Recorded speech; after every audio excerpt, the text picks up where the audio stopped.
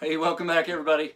Hopefully we're back inside. Hopefully you got a chance to watch the last couple videos. They were about our solar setup, which if you watched, hopefully you agree, it's pretty awesome. We're super happy about it, super psyched about it. And I don't know if you ever read the blog or if anyone ever reads the blog, but you would see that the air conditioner went out. Reading? Reading? What do you Reading? mean? What are you Who talking reads? No, I'm just...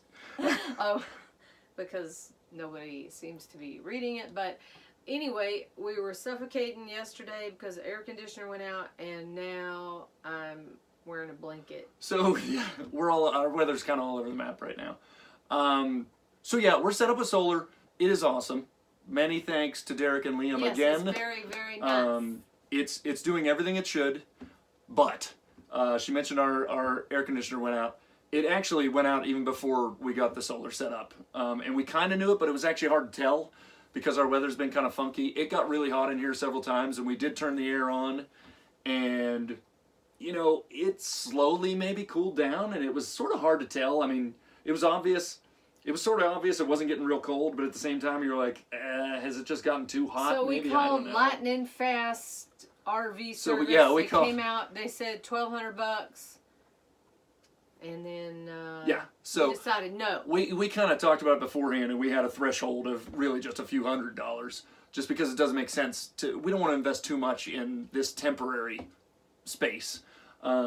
So if it was a couple $100 fix or less, we would have been happy to do it, but it wasn't. So we had already talked about the alternative, and that alternative is Minisplit. What's a mini? Cue Pam's question: what is a Minisplit? So if you don't, if you know, I apologize if I butcher it. I am by no means an expert, but I've done a little bit of reading, and we have some friends that have one. So a Minisplit system is. I mean, many homes have split systems nowadays. It really just means there's two kind of units. There's an outdoor unit, a blower, a condenser, outdoor unit, and on the inside there's a blower unit. So it is not ducted. So the air just comes out of the one unit, out of the blower, you know, that's mounted on the wall or the ceiling or whatever. But we're talking wall. So we won't use the ducts. It can be, and ours will be, a heater and an air conditioner. So we're getting a couple of things here. So obviously, we had to do something about our air conditioner. It wasn't working. So it turns out that the Minisplit solution is actually cheaper than the fix for the air conditioning, and that Minisplit system is going to be just leaps and bounds more efficient than our air conditioner. Even if we had chosen to fix this air conditioner, we would have had an issue kind of with our solar budget. Right, so now that we're on solar, which is fantastic, and it's doing everything it is supposed to do, and I think we sized it appropriately. RVs are very inefficient, and that air conditioner was going to sap a lot of the overnight in the summer, in the hot summer months when it has to run a good bit overnight, and the cold months, which it actually does get cold here. And also it would run a good bit for heat. Our refrigerator. And the refrigerator is a separate issue, but yeah, we're learning things now that we're on solar. You know, before we left our house, we got a kilowatt. Is a device that you can kind of monitor all your electronics. But in the RV, it's a little tougher.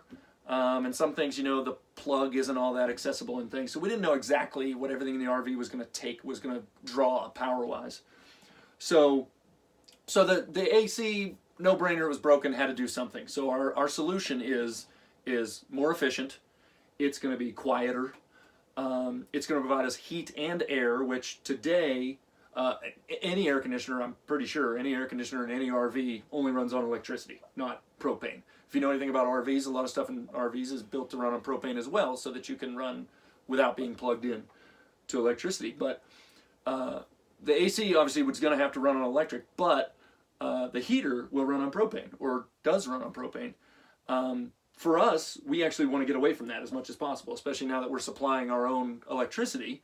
Obviously, we have to stay within a budget of electricity, but we don't want to use propane, so we're trying to cut that out everywhere we can. So this also solves that problem. We don't need to use the propane heater anymore. This Minisplit system is going to be an air conditioner and a heater, and that'll supply both of those things. It's going to be way quieter. Pam's actually been waking up in the middle of the night from the heater, and she would have from the air conditioner. I haven't been. I just wake up at but So anyway, it'll be. you may or may Did you not hear hear that? the baby yelping out. She does that in her sleep. She's dreaming. So anyway, yeah. So the air conditioner was kind of a no-brainer.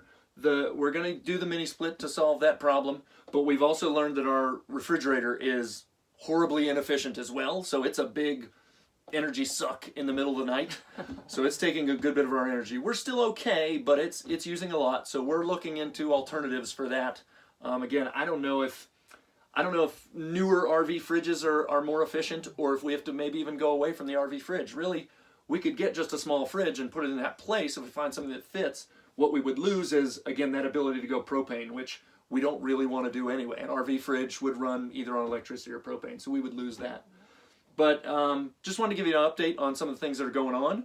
The solar is fantastic, but we're learning some things. It's so nice not to have it's the quiet. generator. We didn't have to run the generator, obviously, just to run a phone, which I'm recording this on, but we did have to run a generator for a lot of things that we do in here, and we would do it for a little bit at a time. And now inconvenience it's of- just always on, which is great, and it provides us plenty of electricity. There's just those big, you need to worry about those big hitters, the air conditioner, the heater, the fridge. So we're just trying to work through those issues right now.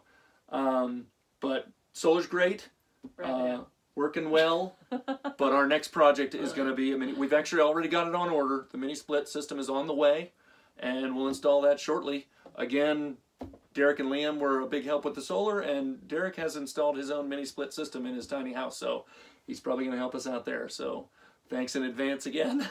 I think that's about it for now, but that's what's going on. Got a project coming up. We'll keep you updated. So stay tuned. Remember to like, subscribe, comment, share. Thanks for stopping by. Ask us any questions. And if you have any input, feel free to give it to us. A quick side note, separate topic. We compost. Dumped our first set of buckets in our compost bin today. We'll talk about that later.